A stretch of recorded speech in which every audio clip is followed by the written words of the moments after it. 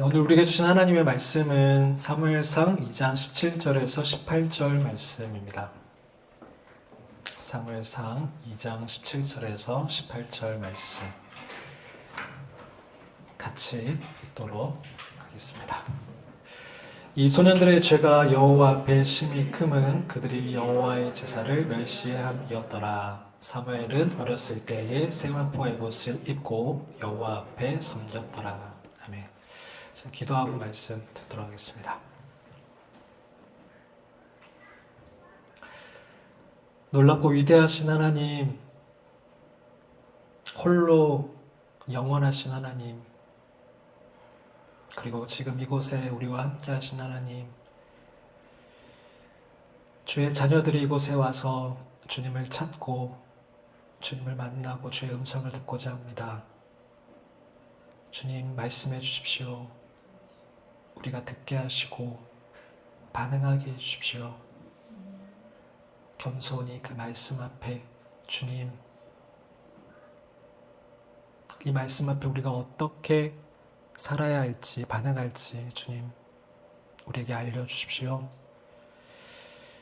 성령님 이 시간 함께 해주시고 말씀을 전하는 저나 듣는 우리 성도님들, 청년들에게 놀라운 은혜를 더하여 주시옵소서. 주님 감사합니다. 사랑합니다. 예수님의 이름으로 기도합니다. 아멘. 네, 오늘 말씀은 Be Like 사무엘 네 번째 시간이고요. 오늘 시리즈로서는 마지막 시간입니다. Be Like 사무엘, 소제목으로는 그러나 사무엘은입니다. 사무엘상에 보면은 이 사무엘을 통해서 그 영적인 흐름이 정말 하나님을 떠나서 이렇게 치닫던 그 영적 흐름이 갑자기 반전이 일어나는 것을 볼 수가 있습니다. 그러면서 이러한 일들이 오늘날 우리들에게도 일어나기를 바라는 마음으로 이 말씀을 우리가 보면서 하나님의 그 계획과 뜻들을 좀 배우고 있습니다. 사무엘이 이 공동체를 이렇게 돌이키면서 했던 말씀이 사무엘상 7장 3절 말씀인데요. 같이 한번 읽어보시겠습니다. 시작. 사무엘이 이스라엘 온 족속에게 말하여 이르되 만일 너희가 전심으로 여호와께 돌아오려거든 이방신들과 아스다롯을 너희 중에서 제거하고 너희 마음을 여호와께로 향하여 그만을 섬기라. 그리하면 너희를 블레셋 사람의 손에서 건져내시리라. 너무 명확했어요. 이렇게 하면 너희가 하나님께 돌아갈 수 있어. 하나님이 오실 거야.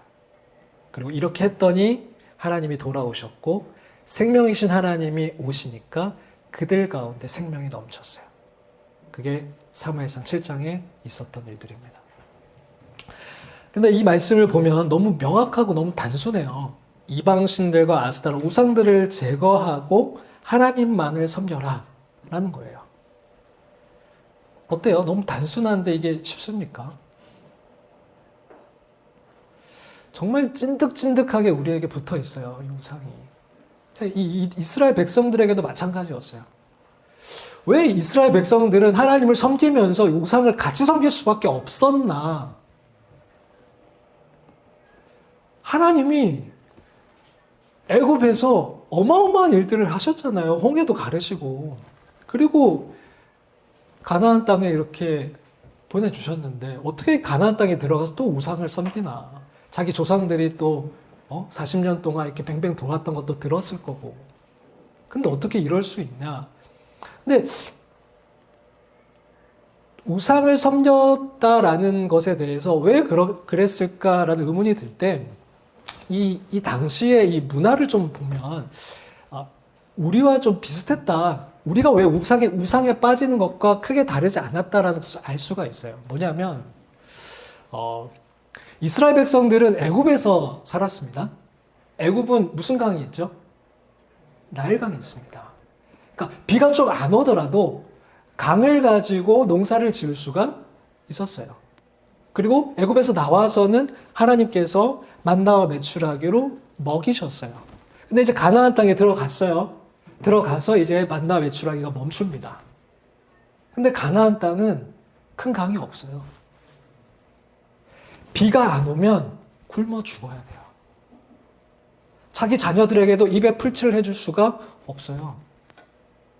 근데 그 가나안 땅에 살고 있던 사람들은 그래서 이 비를 내려주는 우상을 만들고 그 우상에게 절을 하고 이 우상이 우리에게 비를 내려준다라고 믿고 있었어요.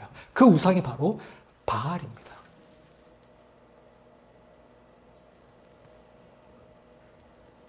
비를 안 내려주시면 자기가 굶어 죽는데 옆에 사람이 그 비를 내려준다라고 하는 우상에게 절을 하고 있어요. 난 하나님만 믿어야지 하는데 비가 안 와요. 흔들리는 거죠. 야, 기도하면 비 주셔. 야, 이렇게 하면 물질 주셔. 이렇게 하면 너 잘 돼, 자식 잘 돼. 흔들리는 거죠. 게다가 이 바알은 형상이 있어요. 바알뿐만 아니라 뭐 아스다롯, 아세라, 몰래 다 형상이 있어요. 근데 하나님은 형상이 있어요, 없어요? 없어요. 하나님의 형상이 없어요. 하나님은 우리가 자기의 형상이래요. 우리가 자기의 형상이래요. 자기를 닮으래요. 거룩하게 살래요. 보이지도 않는 하나님. 근데 여기는 보여. 마음은 불안한데. 거래가 가능한 거죠. 이 우상과는. 내가 절하면 비를 주시고, 불을 주시고, 자녀가 잘 돼요. 그러면서 이 이스라엘 백성들이 하나님도 섬기지만 이 우상도 섬기는 보험을 들기 시작하는 거예요. 양다리를 걸치는 거죠. 이게 끈적끈적하게 계속 따라갔던 거예요. 이 사무엘상뿐만 아니라 이후에도 그 솔로몬조차도 이 끈적끈적한 우상들을 주게 돼요. 그게 솔로몬조차도. 솔로몬 이후에도 여러 왕들도 이 우상들을 같이 섬기게 돼요.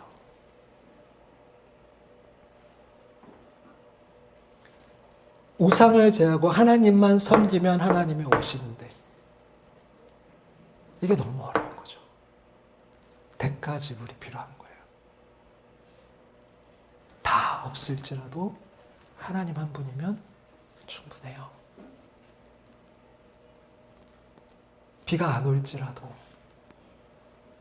내 자녀에게 입에 풀칠을 못 해줄지라도 하나님 한 분이면 충분해요. 라는 고백이 없으면 이 우상에 대한 유혹을 끊을 수가 없는 거죠. 근데 20년 동안 사무엘이 말씀을 전하고 전했던 그 말씀이 땅에 떨어지지 않고 이 말씀이 심겨졌고 이 미스바 광장 사무엘상 7장 3절에서 이들이 이 결정적인 사무엘의 설교를 듣고 마음을 돌이킵니다. 그리고 우상들을 제거하고 하나님만을 섬기기로 다짐하고 하나님이 그 예배를 받으시죠. 기도를 들으시고 생명이신 하나님이 이들 가운데 오십니다. 그러면서 잃어버렸던 유업들을 되찾게 되었고 기도가 회복되었고 이러한 일들을 보면서 이 시대에도 우리도 이런 우상들을 제거하고 내가 이 시대의 사무엘이 되어서 우리의 가정과 공동체, 직장, 캠퍼스들을 역류시켜가는 흘러가는 그 흐름대로 같이 따라가는 것이 아니라 역류시켜가는 그러한 삶을 살기를 갈망하는 마음으로 이 말씀 우리가 지금 배우고 있습니다. 또 그러한 사무엘들을 우리가 키우기를 기도해야 되겠고요. 청년선교가 그 일을 하고 있습니다. 그러면서 사무엘이 그러면 어떻게 사무엘이 될 수 있었는지 물론 당연히 하나님의 큰 은혜가 있었죠. 있었고 사무엘은 그러면 어떻게 저절로가 아니라 어떻게 이렇게 하나님의 큰 은혜를 받으면서 또 자기는 또 어떤 노력을 했는지. 첫 번째는 사무엘은 자기가 먼저 그 신앙의 본질 위에 섰어요. 부당히. 자기가 그 신앙의 본질 위에 섰어요. 하나님을 찾았어요. 하나님을 찾았어요. 그 바쁜 와중에도 하나님을 찾는 그 예배를 놓치지 않았어요. 사역보다 사랑이 먼저였어요. 예배가 먼저였어요. 그러면서 그 2달 전에 사무엘 Be Like 사무엘 2번째 시간에 우리가 주님을 찾을 때 쉽게 주님이 찾아지지 않는 이유들을 좀 살펴봤었어요. 복습을 해보면 첫 번째는 이 자기중심적인 삶, 내 목적, 내 생각, 내 방법 굳어져 버린 어떤 상황이 닥쳤을 때 견고한 진이 만들어져서 그냥 그렇게 반응해버리는,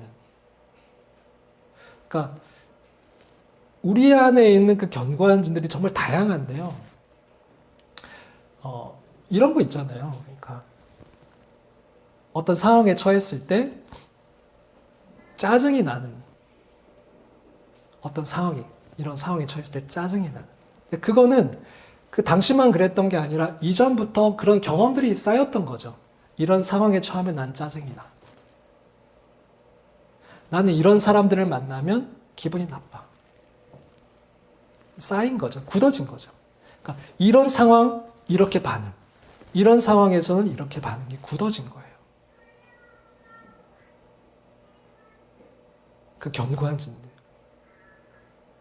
그러니까 이런 상황에서 이렇게 반응하는 것들에 대해서 하나님은 뭐라고 하시냐면, 그렇게 반응하지 말고 이렇게 반응해 볼래?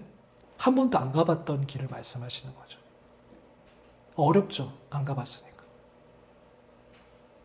근데 나는 이렇게 화가 나고 이렇게 반응하고 싶은데 하나님이 이렇게 하라고 했을 때 잠잠히 주님의 말씀에 순종해서 이렇게 가볼 때, 아, 이렇게 가면 하나님이 기뻐하시는구나.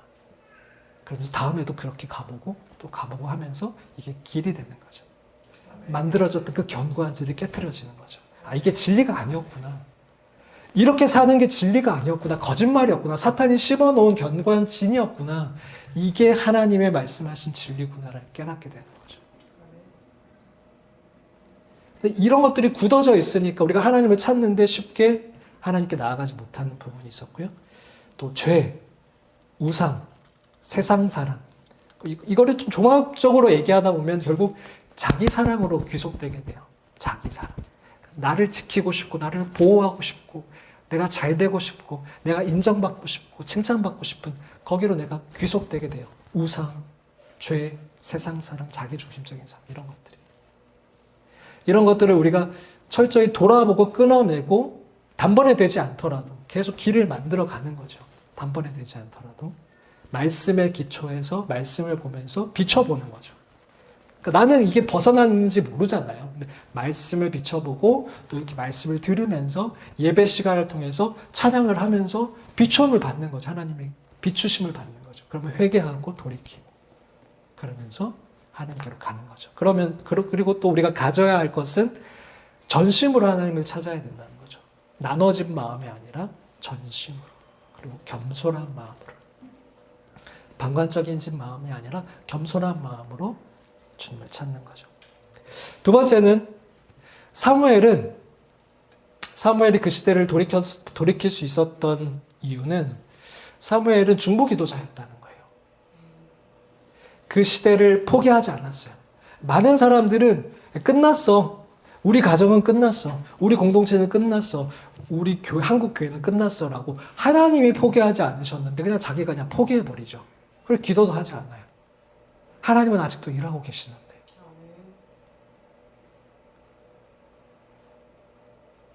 데이터만 보거나 수치만 보면 뭐 가능성이 없어 보이죠. 근데 하나님이 끝나지 않으셨다라고 하면 우리도 포기하지 말아야 되는 거죠. 하나님 편에 서서 기도하는 중보기도자가 돼야 되는 거죠. 사무엘은 그 중보기도자였다라는 거예요. 사무엘상 7장 5절 말씀, 사무엘이 이르되 온 이스라엘은 미스바로 모이라. 내가 너희를 위하여 여호와께 기도하리라. 12장 23절, 나는 너희를 위하여 기도하기를 쉬는 죄를 여호와 앞에 결단코 범하지 아니하고. 사무엘은 중보기도자였어요. 이 중보기도가 왜 중요하냐면 하나님은 하나님의 일을 하실 때 사람과 같이 일을 하시고 하나님의 일을 하실 때 또 중보기도자들을 세우신다라는 겁니다. 이거는 성경에서 나오는 아주 명확한 법칙이에요. 명확한. 성경 이후의 기독교 역사를 봐도 너무 명확한 것들이에요. 이사야 62장 6절 7절 말씀입니다. 같이 한번 보겠습니다. 시작. 예루살렘이여 내가 너희 성벽 위에 파수꾼을 세우고 그들로 하여금 주야로 계속 잠잠하지 않게 하였느니라. 너희 여호와로 기억하시게 하는 자들아 너희는 쉬지 말며 또 여호와께서 예루살렘을 세워 세상에서 찬송을 받게 하시기까지 그로 쉬지 못하시게 하라. 네. 하나님이 작정하셨고 하나님이 그리고 파수꾼들을 세우시고 그 파수꾼들은 하나님의 그 약속을 기억하시기까지 그리고 그 약속을 이루시기까지 하나님을 쉬지 못하시게 하라고 이사야 62장은 얘기하고 있어요. 나는 너희들 없이는 너 없이는 일하지 않겠다라는 선언처럼 들리는 장면이에요. 이런 장면들이 너무 많이 나와요. 에스겔서 36장 36절 37절. 그래도 이스라엘 족속이 이같이 자기들에게 이루어 주기를 내게 구하여야 이 약속을 이루어 줄 거야 라고 하나님 말씀하시거든요. 이미 하나님이 정하신 일인데 그 약속이 이루어지기까지 그래도 너희들이 기도해야 해 라고 말씀하시는 거죠. 다니엘서의 다니엘은 이걸 알고 있는 사람이었어요. 다니엘이 9장에 보면 하나님이 70년 동안 이 바벨론에 우리 이스라엘 백성들을 포로로 삼으시고 70년 뒤에 풀어주실 거라는 그 비밀을 알게 됩니다. 그러면 와 이제 거의 다 됐어. 이게 그 70년이 차기까지 얼마 안 남은 시기였거든요. 와 이런 일이 있었구나. 그럼 이제 끝났네. 기도 안 해도 되겠다. 마음을 풀어놓았던 게 아니라 그걸 깨닫고 나서 다니엘은 기도합니다. 내가 금식하며 베옷을 입고 죄를 덮어쓰고 주 하나님께 기도하며 간구하기를 결심하고 내 하나님 여호와께 기도하며 자복하여 이르기를 크시고 두려워할 주 하나님 주를 사랑하고 주의 계명을 지키는 자를 위하여 언약을 지켜주십시오. 그에게 인자를 베풀어 주십시오. 라고 기도해요. 아까 그 이사야 62절 말씀처럼 여호와로 기억하게 만들어요. 하나님의 사람들은 중보 기도하는 자들이었어요. 하나님의 나라를 위해서, 공동체를 위해서, 교회를 위해서, 가정을 위해서. 우리 가정은 왜 이래? 그러면 여러분들이 기도한 자로 하나님이 부르신 거예요. 불평만 하고 있다고 가정이 바뀝니까? 우리 교회는 왜 이래? 그럼 하나님이 지금 여러분에게 말씀하시는 거예요. 네가 파수꾼으로 서라고.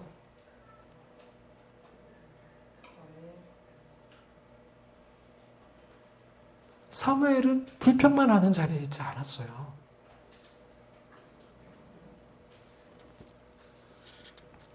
교회사에서도 웨일즈 대부흥 1904년도에 있었던 그 부흥에서도 에반 로버츠라는 사람이 중보기도자로서 있었어요.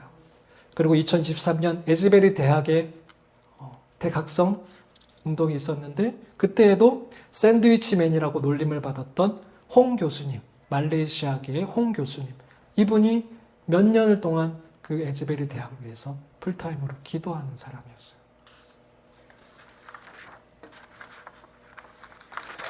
세 번째, 오늘 얘기하고 싶은 부분입니다. 사무엘이 어떻게 그 시대를 역류시킬 수 있었나? 사무엘은 그 시대를 답습하지 않았어요. 따라가지 않았어요.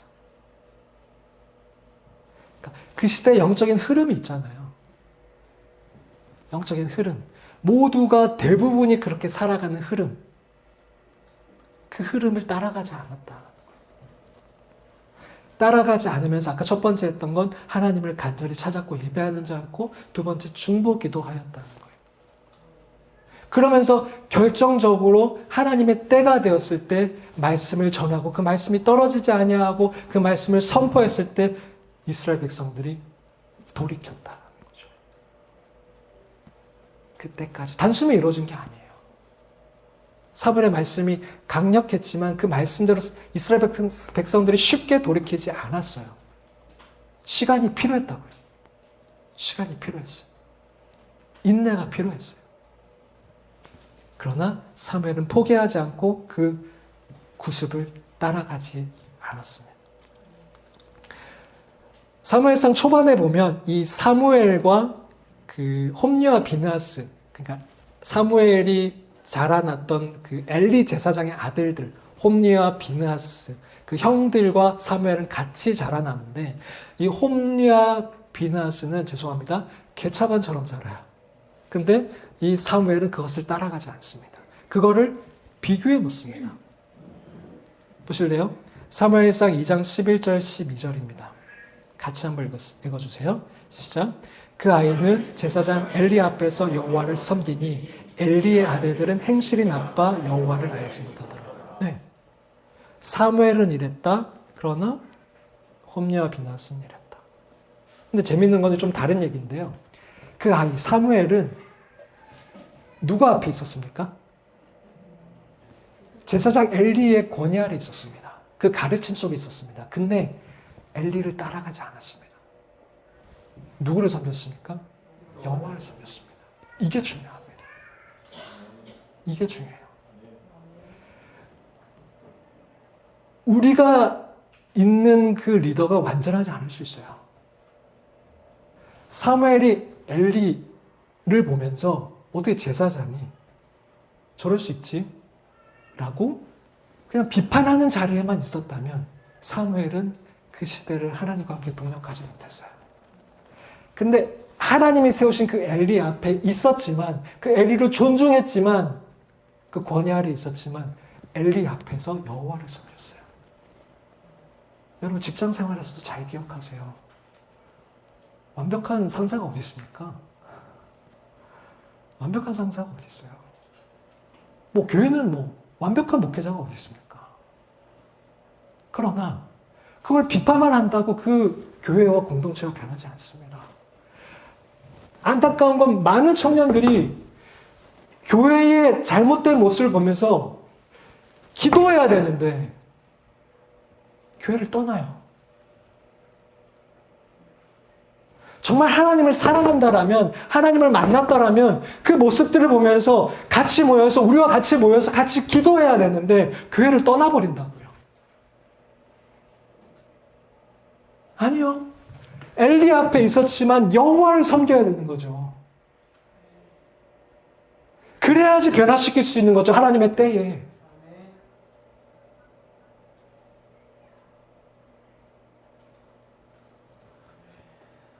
그래야지 변화시킬 수 있는 거죠.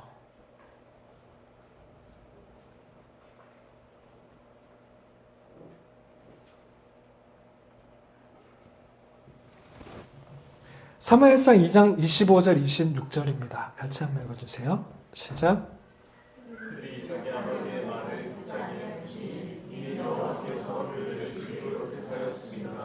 아이 사무엘이 점점 자라매 여호와 사람들 앞에 은총을 더욱 받았더라. 네, 이것도 그렇습니다. 걔네들은 그랬지만 그러나 사무엘상 2장 17절 18절입니다. 또 읽어주세요. 시작. 이 소년들의 죄가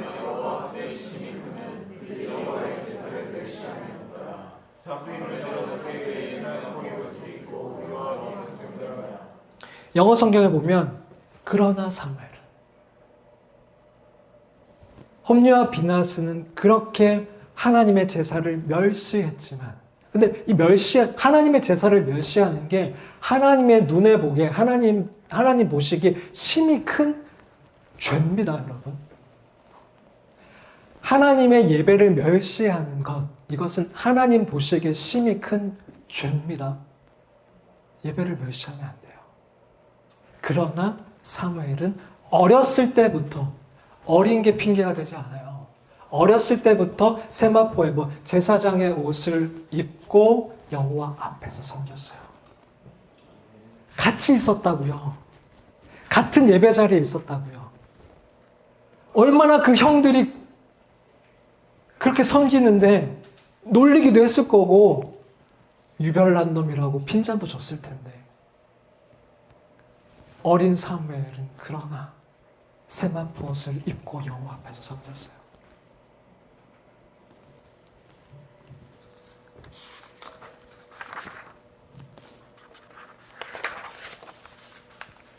이렇게 살려면 쉽나요?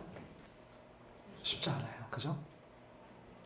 대가가 가지 우리 필요합니다. 뭐 놀림을 받거나 핀잔을 받는 건 기본이죠. 오해를 받고 마음 상하고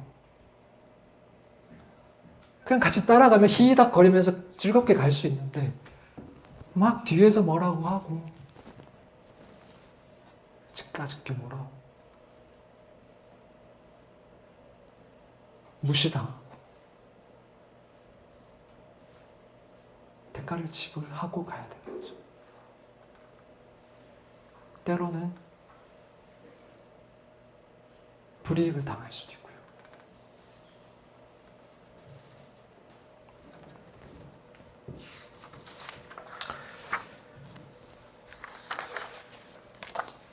제가 지난주에 유럽을 다녀왔어요.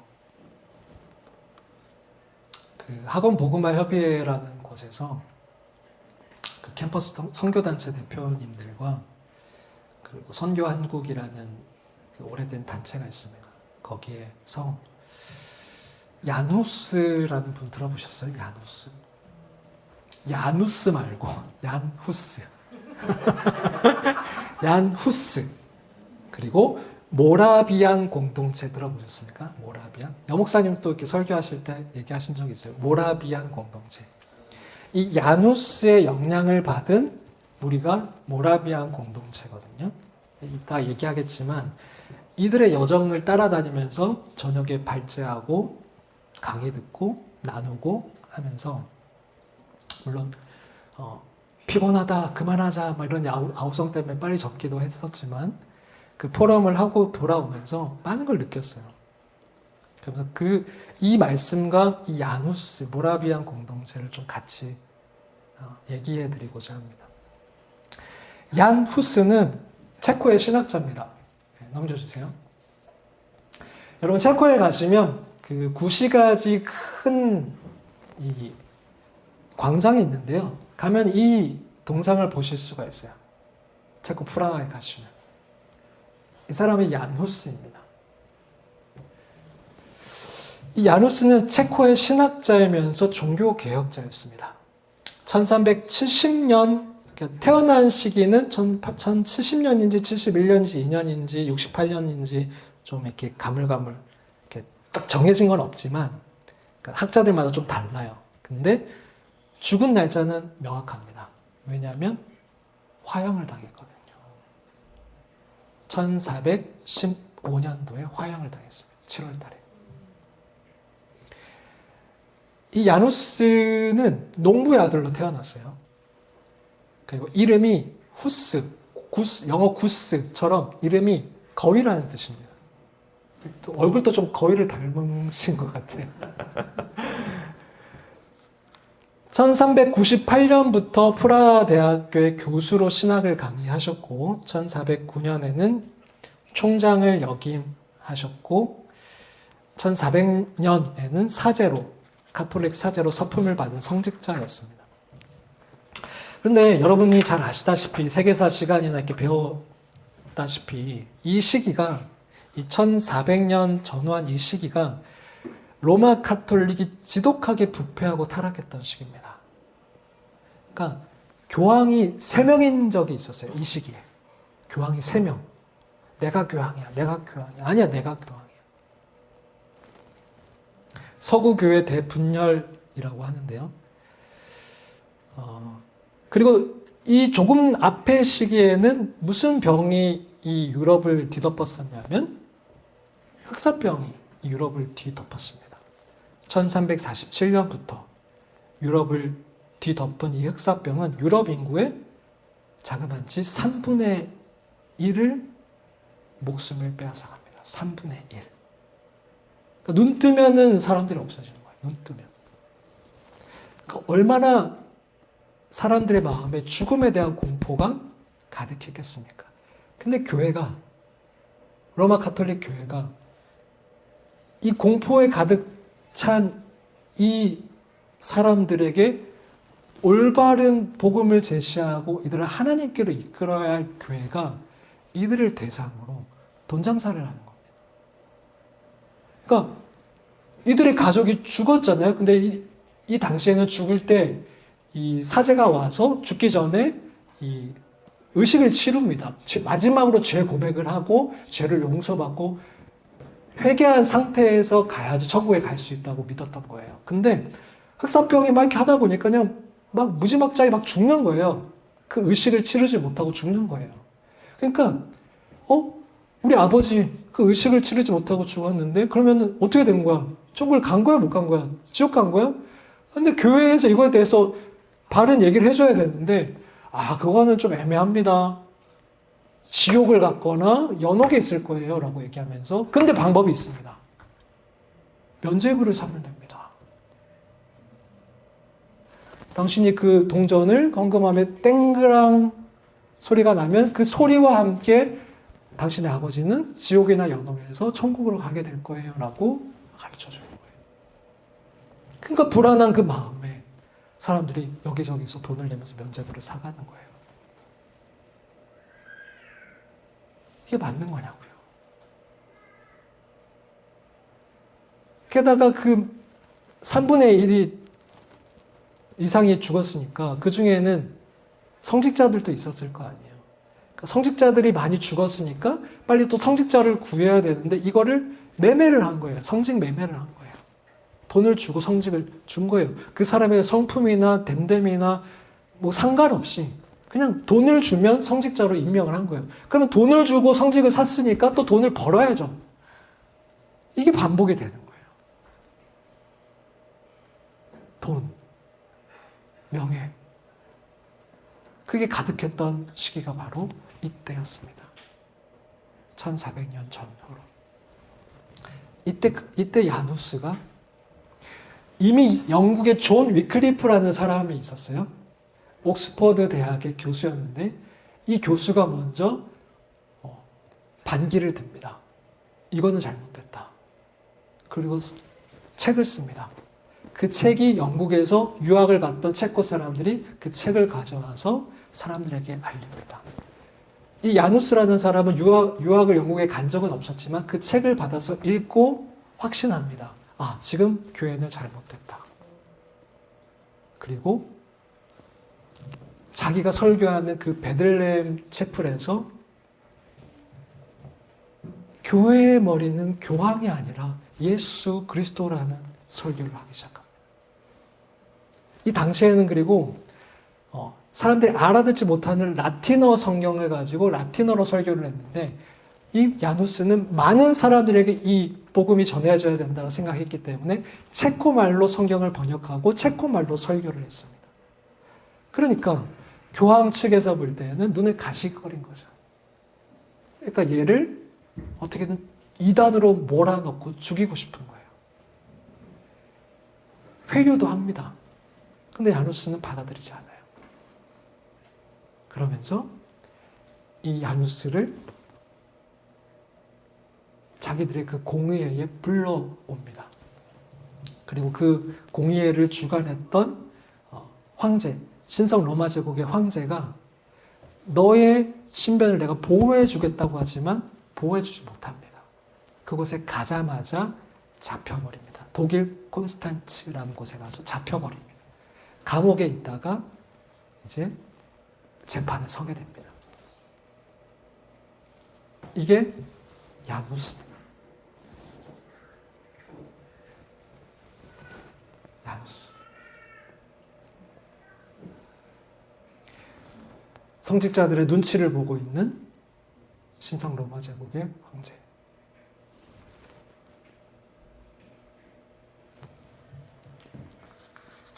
근데 재밌는 것은 이 야누스의 생가를 갔는데 하나 넘겨줘 보세요. 이 세 사람은 누구냐면 이 야누스가 잘못됐다라는 것을 증명하기 위한 검사들이었어요. 3명의 검사가 있었어요. 근데 이 사람은 누구냐면 좀 특별한 사람인데요. 야누스의 친구였어요. 다음 장 넘겨주세요. 스테판즈 팔체라는 사람이었는데 야누스와 함께 종교개혁을 외쳤던 사람이에요. 아까 그 존 위클리프라는 사람의 책을 읽고 야누스와 함께 그 책을 보고 종교개혁을 외쳤던 사람인데 결정적으로 이 야누스가 교황청에 그리고 그 사제들에게 면죄부에 대해서 강력하게 잘못됐다고 얘기할 때 교황청이 이걸 강하게 압박을 했거든요. 이 압박에 목숨의 위태함을 느낀 이 슈테판 즈8세는 그때 갑자기 180도로 돌아섭니다. 그러면서 교황 편에 서게 돼요. 그리고 그때부터 누구보다 잘 알았던 이 야누스의 약점을 잡아서 그의 저서를 파헤쳐서 이 야누스를 공격합니다.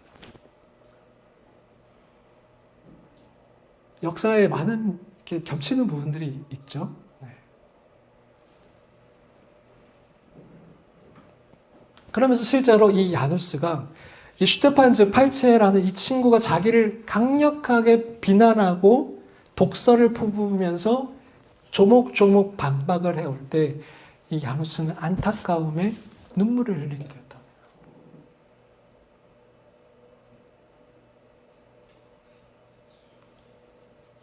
그리고 이 재판에서 야누스는 화형을 선고받습니다. 1415년 7월 6일 결국 화형을 당하는데요. 그냥 화형을 시키는 게 아니라 사제복을 입혔다가 사제였잖아요. 사제복을 입혔다가 벗기면서 모독을 하고 머리카락을 십자가 모양으로 잘랐대요. 그걸 형상한 거예요. 십자가 모양으로 자르고 이 꽃갈 모자를 씌웠는데 이 꽃갈 모자에다가는 이 자가 이단의 두목이다라는 말이 쓰여 있었어요. 그리고 사람들은 비난하면서 하는 말이 네 영혼을 우리가 악마에게 넘긴다라고 비난을 했어요. 저주했어요.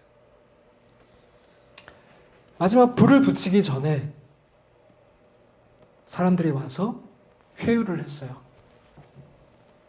네가 전했던 것이 잘못이었다라고 철회를 하면 살려주겠다. 그러자 후스는 이렇게 외쳤어요. 내가 가르친 것은 사람들을 죄에서 구원하기 위함이었으니 결코 철회할 오류가 없다. 내가 쓰고 설교한 성경의 진리를 위해서 나는 오늘 기쁨으로 죽을 것이다. 그리고 불이 붙여졌습니다.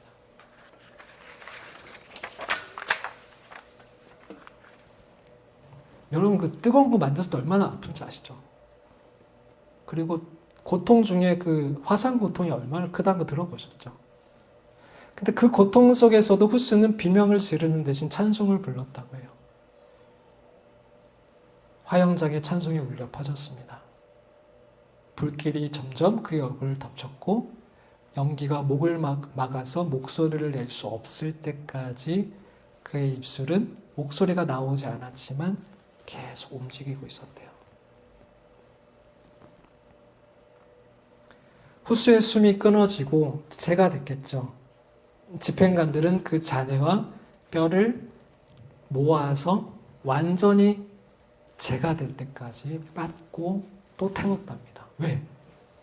그를 따르는 자들이 그걸 가지고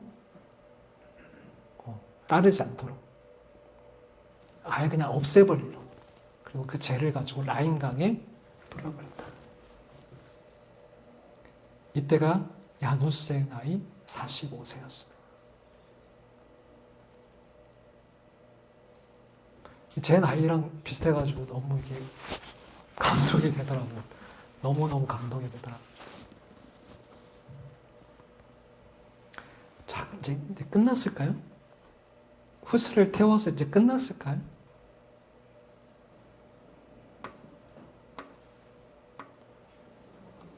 후스만 태우면 끝난 줄 알았는데 그게 아니었어요.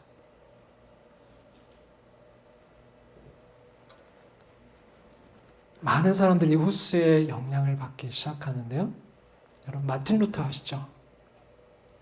정확하게 100여 년, 그러니까 102년 뒤에 1517년도에 이 마틴 루터가 종교개혁을 일으킵니다. 그때는 그 불이 꺼지지 않아요.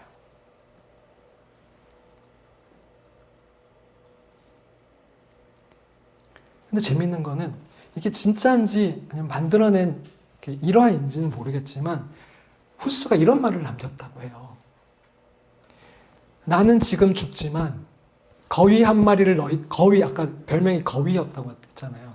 거위 한 마리를 너희가 불태워 죽이지만 100년 뒤에는 태울 수도 없고 삶을 수도 없는 백조가 나타날 것이다 라고 예언을 했다고 해요. 그리고 정확하게 100여 년 뒤에 마틴 루터가 나타납니다. 그리고 보여주실래요? 다음 장. 이게 이제 아무런 그게 없잖아요. 뼈도 없고. 그래서 이거 형상으로 만든 조형물인 거고요. 다음. 이게 얀 후스고요. 이게 마틴 루터입니다. 많은 사람들이 이 루터를 도와줬다는 의미인 거예요. 루터가 종교개혁을 일으킬 수 있도록. 혼자서 일으킨 게 아니라. 1517년 비텐베르크 성당문에 95개조 방방물을 붙입니다. 그러면서 루터는 이런 얘기를 했대요. 내가 이 자리에 서서 개혁을 이룰 수 있었던 것은 거인의 어깨 위에 서 있었기 때문이며 그 거인은 바로 얀 후스다.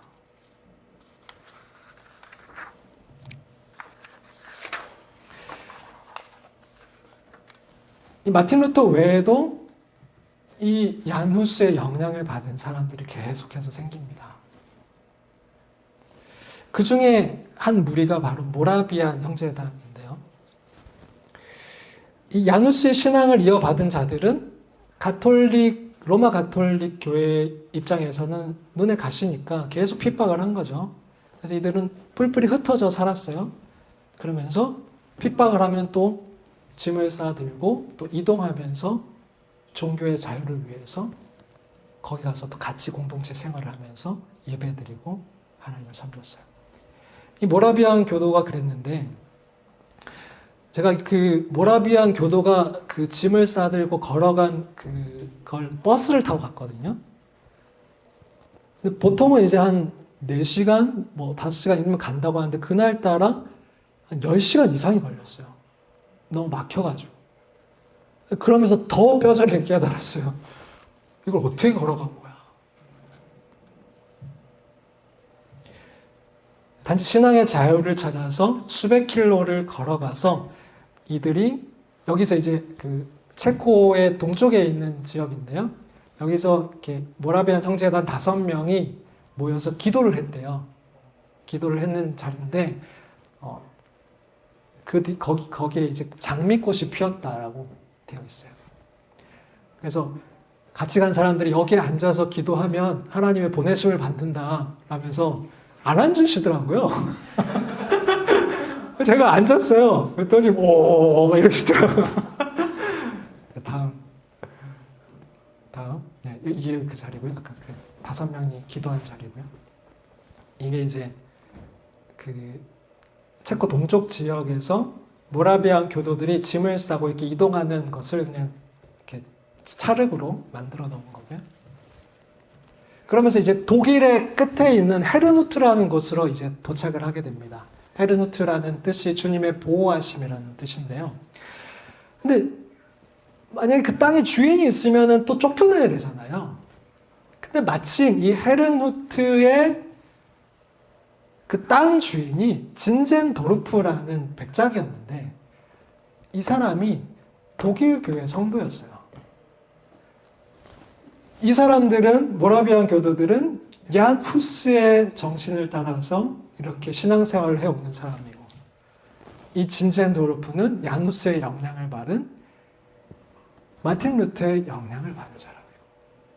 시간 차이는 있지만 그 중간에 뭐 경건주의, 스페너 뭐 이런 사람들의 영향을 받았지만 어쨌든 그렇게 씨줄과 날줄처럼 엮여서 하나의 공동체를 이루게 됩니다. 너무 재밌지 않아요? 그냥 야누스를 제거하면 끝나는 건 줄 알았는데 끝나지가 않는 거예요. 영향을 받고 일으키고 변화시키고 살아나고 그러면서 또 합쳐져서 공동체를 이루고 이게 하나님의 생명이에요. 우리가 하는 일들이 헛되지가 않다고요. 눈에 보이지 않더라도. 우리가 복음을 전하는 그 친구들이, 청년들이 어떻게 서로가 씨줄과 날줄에 대해서 겹쳐지고 서로가 시너지를 일으킬지 모르는 얘기인 거죠. 지금 제가 7년 전에 설교했던 교회의 청년들이 지금 몇 명이나 앉아 있는데, 또 지금 14기로 나갈 두드림 청년들이 좀 앉아 있고요.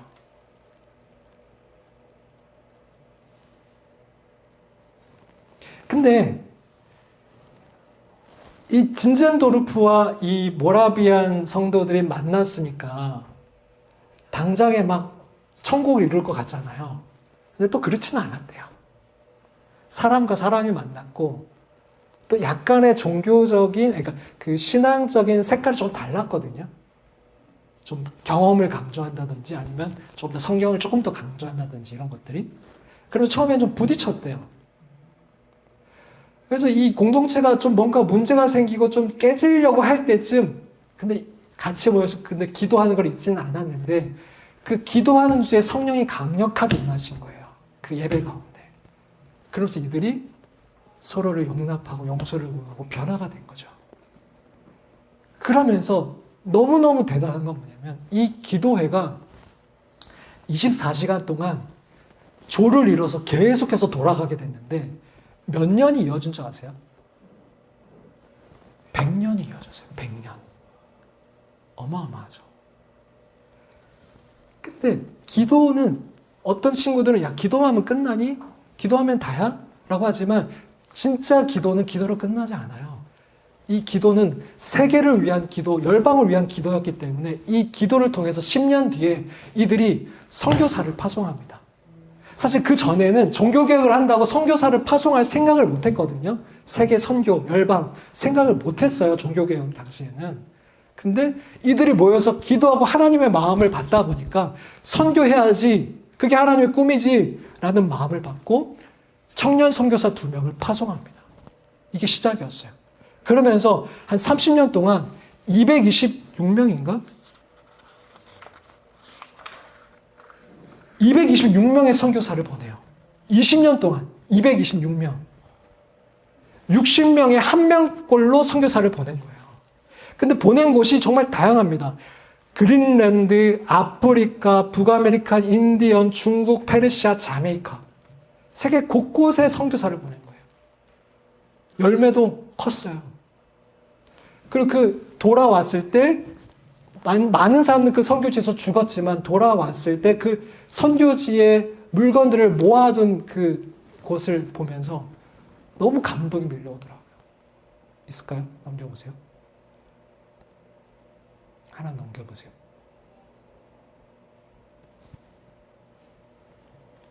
게다가 이분들은 그러니까 그 성직자가 아니기 때문에 자기 직업이 있었어요. 그러니까 목공, 조리사, 정비공, 제빵업자. 그러니까 정확하게 비즈니스 에즈 미션이었던 거예요. 비즈니스 에즈. 자기 직업을 가지고 선교한 자들. 그러면서 이들의 모토는 복음을 전하다 죽으라. 너무 강력하죠. 복음을 전하다 죽으라. 그리고 잊혀져라. 이렇게 미랄로서 그 땅을 밟았더니 이들을 통한 열매들이 어마어마했던 거예요.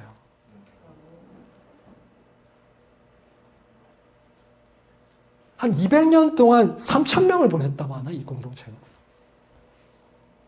그 당시 선교에 대한 것이 너무 약했던 그때에 개신교 선교의 선구자와 같은 역할을 한 거예요, 이분들이.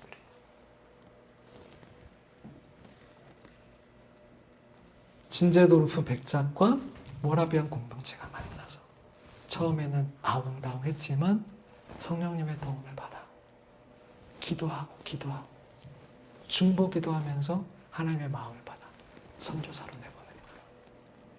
근데 그 열매가 어마어마한 거죠. 게다가 이들이 얼마나 산 위의 도시 같은 자세로 살았냐면, 이들이 이제 선교를 가려고 배를 탔어요. 근데 그 배에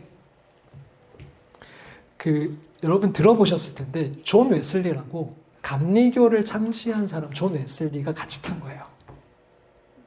이 존 웨슬리도 나름대로 뜨거운 사람이었어요. 그리고 선교하려고 복음을 전하려고 배를 탄 거였어요. 근데 이 배가 풍랑을 만나서 다 죽을 지경에 처한 거예요. 근데 존 웨슬리는 너무 두려웠대요. 여기서 죽으면 어떡하지? 여기서 찬송 소리가 들리는 거예요. 보니까 이 모라비안 교도들인 거예요. 이 교도들은 죽음이 두렵지 않은 거예요. 어차피 선교지에서 죽나? 여기서 죽나? 어차피 잊혀질 사람들인데 찬송하고 있는 거예요. 그래서 이 같이 간 존 웨슬리랑 그 형제가 같이 물어봤대요. 당신들은 죽음이 두렵지 않습니까?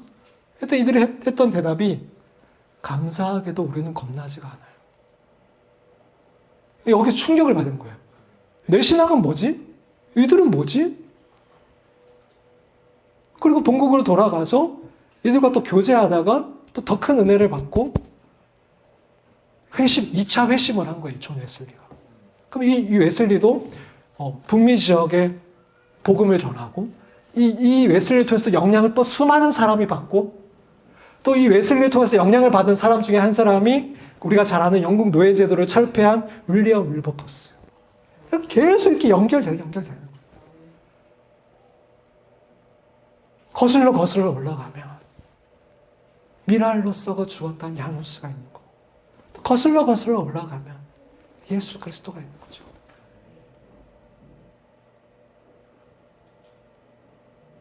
우리에게 그 복음이 전해지기까지 수많은 사람이 이렇게 미랄로 썩어졌던 거예요.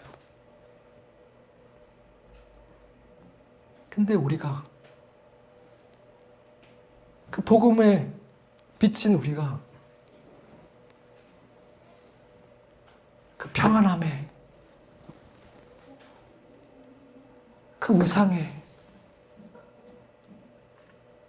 엎드려서 그 우상 앞에 경배하며 내 신앙, 내 삶, 내 거.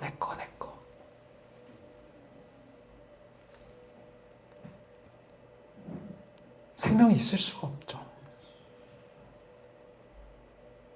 있을 수가 없죠.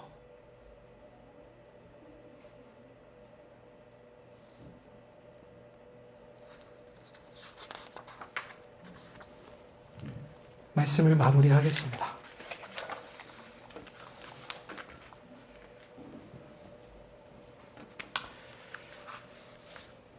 유명한 신학자인 톰 라이트가 이런 얘기를 했습니다. 고기 조각이 부패하고 있다면 고기를 탓해야 소용이 없다. 왜냐하면 고기는 그냥 두면 썩게 돼 있는 거니 당연한 거니까. 그래서 우리가 물어야 할 질문은 고기가 왜 썩는 거야? 라는 것이 아니라 도대체 소금이 어디에 있는 거야? 라고 질문해야 한다. 늦은 밤에 집안이 어둡다라면 집을 탓해야 소용이 없다. 왜 이렇게 어두컴컴한 거야? 이 집은. 그것은 해가 지면 당연히 일어나는 현상이다. 우리가 해야 될 질문은 이 집이 왜 이렇게 어두운 거야가 아니라 어떻게 하면 이 빛을 밝힐 수 있는가? 빛이 어디에 있는가? 이다. 세상이 부패하고 타락하는 것을 보면서 세상을 탓해봐야 소용없다. 그것은 당연한 일이다. 그것은 당연한 일이다. 그것을 억제하지 않고 거슬러 가지 않고 그대로 두면 당연히 일어나는 현상이다. 우리가 물어야 될 질문은 그러면 도대체 그리스도인들은 무엇을 해야 하는가? 이 어두운 세상 가운데 도대체 그리스도인들은 무엇을 해야 하는가이다. 실제로 하나님의 구별된 백성으로 세상에 반대하는 성도들은 지금 어디에 있는가? 직장에서 내가 보내심을 받았다라고 생각하고 살아가는 이들은 어디에 있는가? 캠퍼스에서 내가 이곳에 그냥 온 것이 아니라 보내심을 받았다라고 생각하며 이 캠퍼스에서 빛이 되려고 하는 자들은 누구인가? 이 가정에서, 우연히 일어난 가정이 아니라 하나님이 나를 보내신 곳이라는 그 마음을 가지고 이 가정의 빛을 밝히고자 하는 자들은 어디에 있는가? 그러나 우리는 그 대가를 지불하려고 하지 않는다.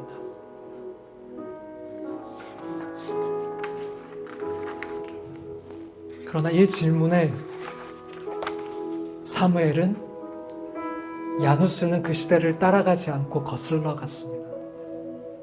사무엘은 야누스는 소금이 되었고 빛을 밝혔습니다.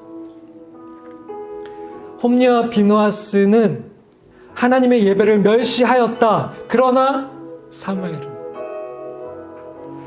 암흑 같던 중세 교회는 자기 욕망을 위해서 하나님을 팔았다, 이용했다. 그러나 야누스는, 그러나 모라비안 공동체, 그러나 진젠도르프는, 그리고 묻습니다. 그렇다면 나는?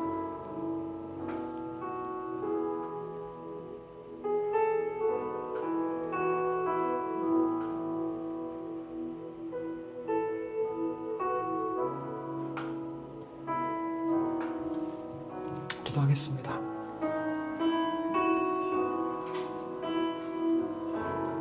하나님 감사합니다.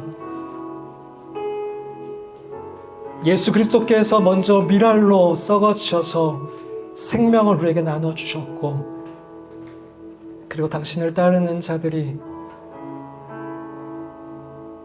자기의 욕심과 욕망과 자기의 유익을 따르지 아니하고 하나님의 나라와 의를 먼저